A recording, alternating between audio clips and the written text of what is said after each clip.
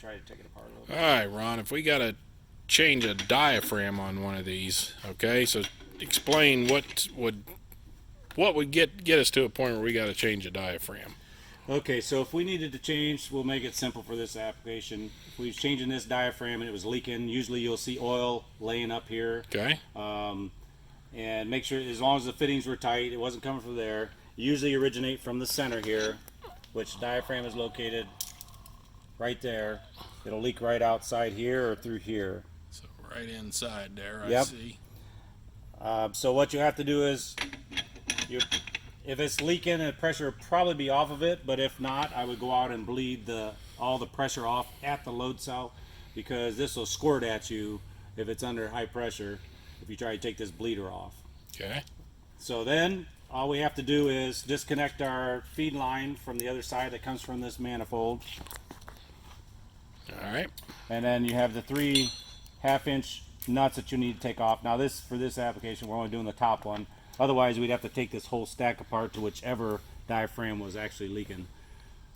All right, we just slip it off the top here. You have some cap bolts here with Allens. You have to take those out, and then the diaphragm just sets right inside there.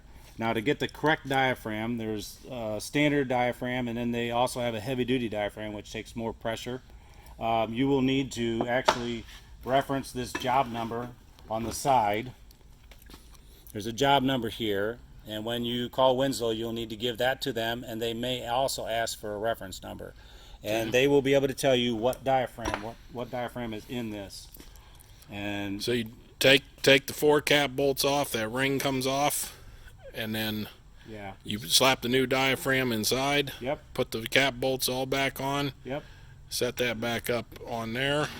Now, if you have to take more than just the top one off, you'll want to measure in between each of these to see how far it is, because you'll be taking these nuts off accordingly, like this one, this one, this one, as far down as you need to go, whichever set is bad.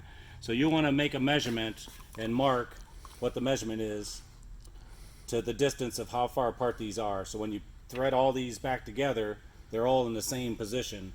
If you do that, you shouldn't have any problem, but you'll need to bleed off as far down as you're taking off, whichever one. If you're taking number 4 off, or number 3 off, or number 2, you'll need to take, bleed off each one of those cells and then pop it off.